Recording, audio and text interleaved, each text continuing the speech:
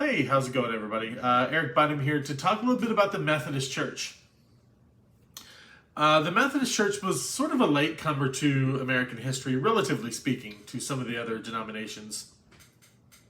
Their first official conference of the Methodist Societies of America wasn't until July 4th, 1773. And they really had a new opportunity several years later after the American Revolution when a lot of the English Methodist ministers returned to England. Now, one of the things that always stood out to me were the itinerant pastors, and this goes back into my family genealogy. I grew up in a Baptist household, but a lot of my relatives were Methodist, and if you follow along with my father's side, and going back to my great-grandfather and his grandfather, and so on and so on and so forth, there were a lot of Methodist ministers that traveled around, mostly Alabama, but some other states as well. So this always kind of intrigued me. And this is one of the things that really where the Methodist ministry plays an important role, because a lot of these ministers traveled out west, bringing with their ministry and their church as America grew westward. Take Lorenzo Dow, for example. If you take a look at this image here, he's a very eccentric minister where his audiences showed, unusual physical manifestations in these camps that they would have. And speaking of these camp meetings, this is something that the Methodists really adopted and kind of helped popularize a lot of these.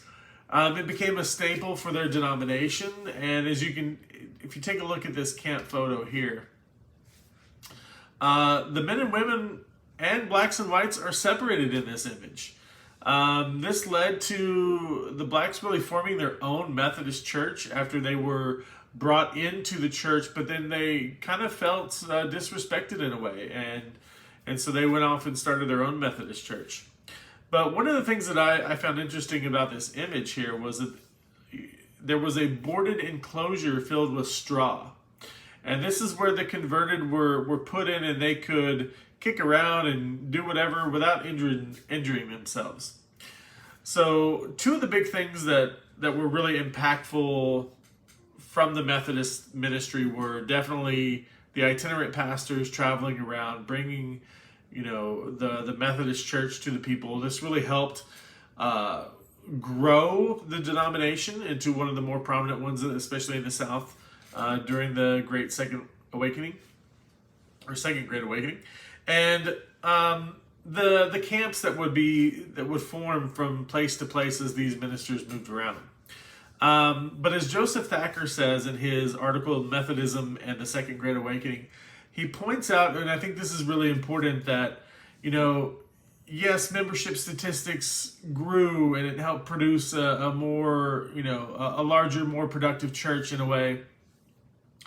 But he says, and I'm going to quote here, "Its real significance lies in the changes it wrought in the lives of the people touched by the revival fires," end quote.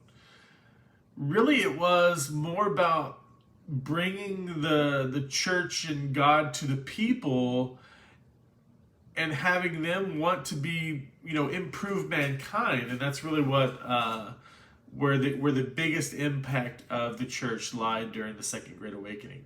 But yeah, that's going to do it for me today. Hope everybody has a great week this week, and we'll talk to you later.